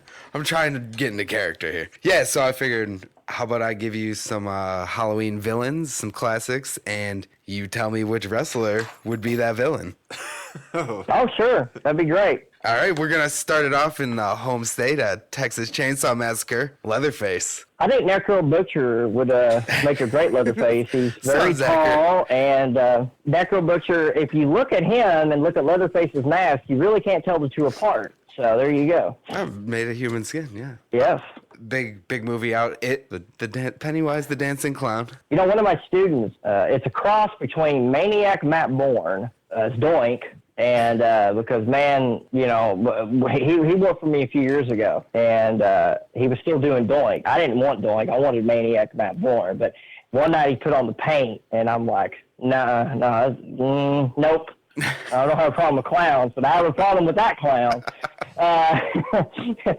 And one of my students, his name is Grim. He when he puts on his makeup, he's not the he's not the most approachable young man. So I lean more towards Maniac Matt Bourne when he starts talking in that voice that, oh, you know what's gonna happen when I get you. Yeah, I said we closed the bar down together one morning. We stayed there till 2:00 in the morning. So I found out a lot about the Maniac and Dink even that same night. So yeah, I'm gonna go with Maniac Matt Bourne on Pennywise.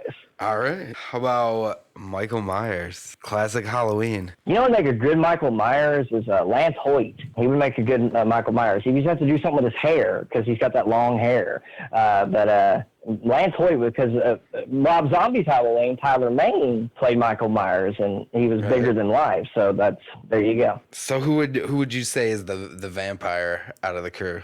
You can't even pick Dracula. Yeah. No, I mean, just the vampire. I was segueing into it. See, when you say Dracula, I think of Bela Lugosi. So I'm thinking of like some guy who just school. starts cussing at somebody the moment they mention Karloff. That's a tough one. I can be like that sometimes. I've had some teeth knocked out over the years, so I'll go ahead and it looks like I got fangs, so I'll go ahead and take that one. All right, Take the Dracula. That works out perfect because we just got your cover for the episode. There you go. All right, here's a little bit of a twist. Who would be Jaws? Oh, I think that's going to go to, he was Godzilla. I'm going to go with Jack Stane because, man, that guy would, once that guy gets a hold of you, it's not going to end well. Roy Schreider may have a time with, if he has that shotgun in his hand, he may have the best chance of getting away from Jack Stane, but for the most part. Brody, no chance. Or no, Brody is Roy Schreider. Who's the guy that gets, my father would kill me if I didn't know this. The guy who gets eaten by him, what's his name? Oh man. The cat. Yeah. We're all in the same boat. He scratches his fingernails on the chalkboard. He's like, you don't know nothing about sharks. Yes, that's him. Yes, that guy. So I would be more Richard Dreyfuss in that situation. All right, yeah, you shove an air tank in his mouth and blow it up. That's right. How about you'll never play this game with me again? So just FYI. How about Chucky? Who's the redhead? Who is the redhead? I'm trying to think. My son isn't a redhead, but there's some times where he reminds me of Chucky. So, I mean, all kids remind me of Chucky. So, yeah, there you go. Yeah, I'm gonna go with my son. He's not a redhead, but there's some mornings where I wake up and he's So he's not gonna see that movie for a really long time. Don't let it happen. I was scarred for life when I was a kid. I could not handle. Yes. But you know what creeps me out the most? Is the guy from Poltergeist 2, Kane, Reverend Kane. Oh, scared the hell out of me. He's got the extra creep factor because he reminds you of the dude in Indiana Jones who gets his face melted off. Yeah, he was dying during the damn filming of the movie. He was literally dying of cancer. And that just made it all that more creepy because he's sitting there, let me in. That whole franchise is cursed.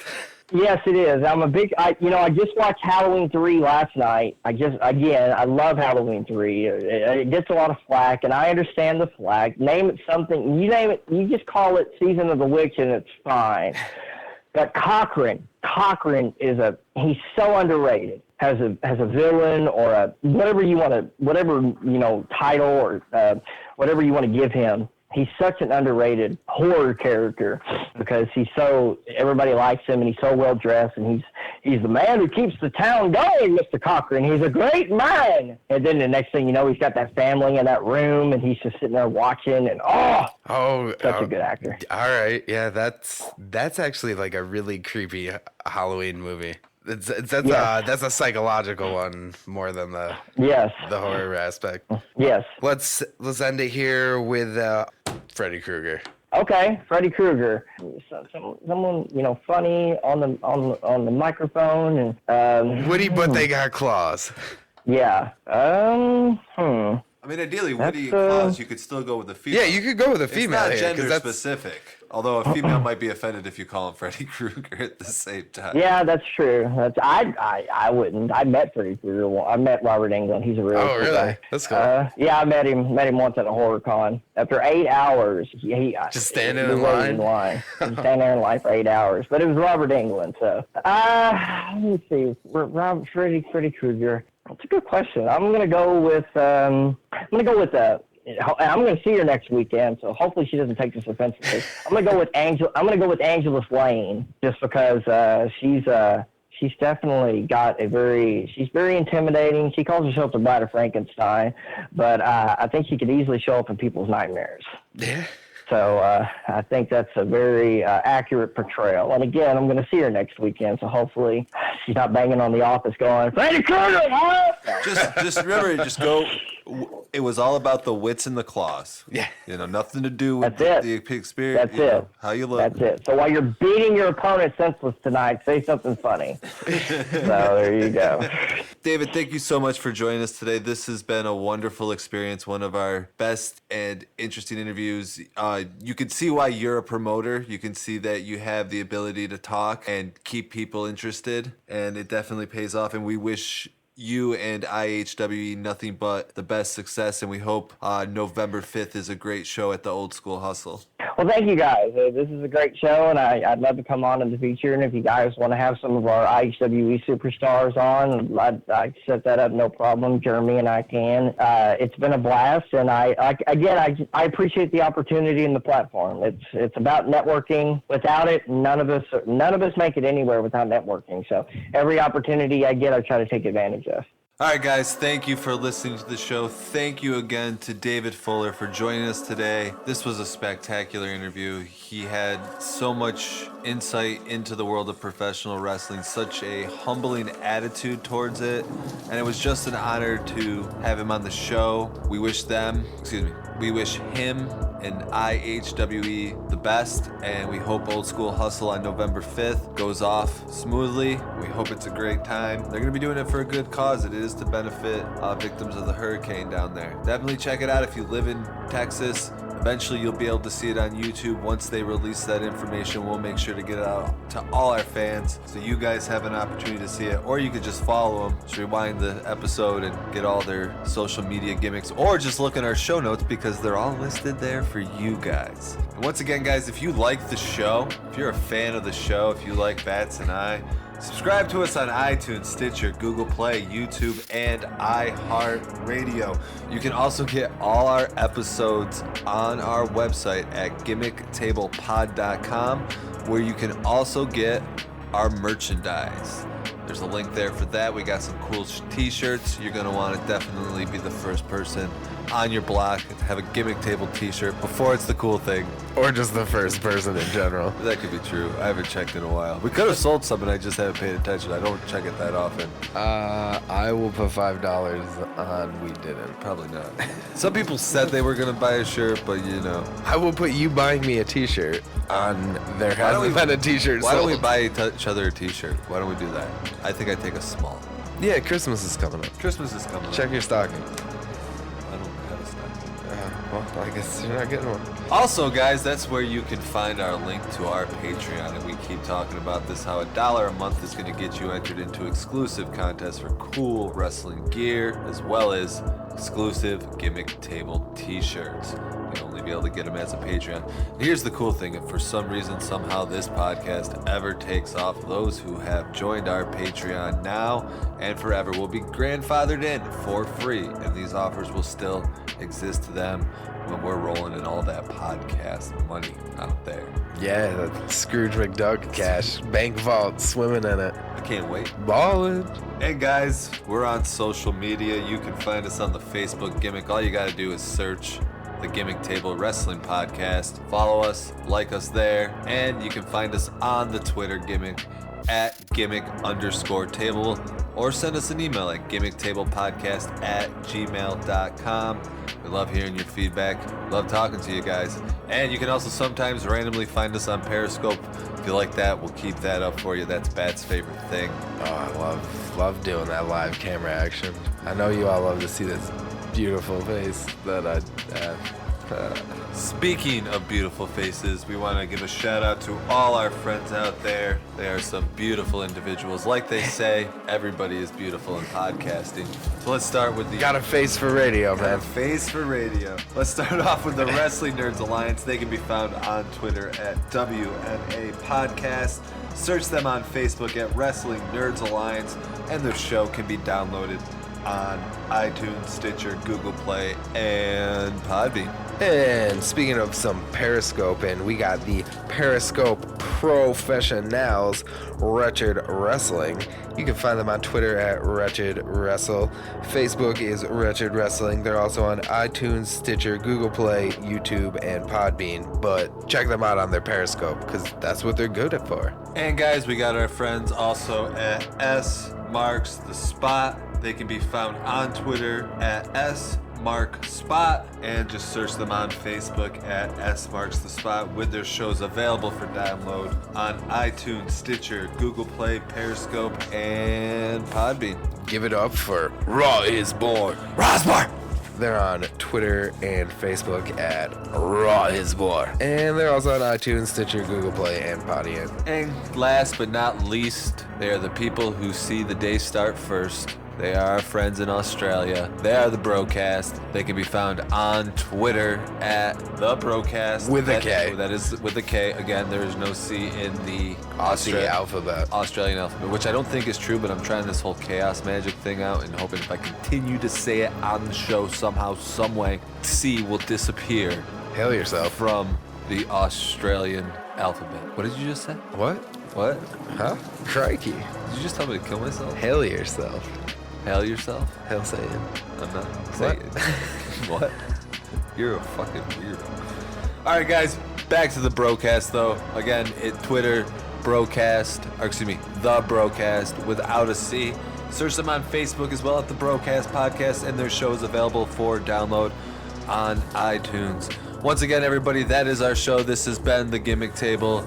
We appreciate you listening, and thank you again for all your support. We will see you next week with another episode.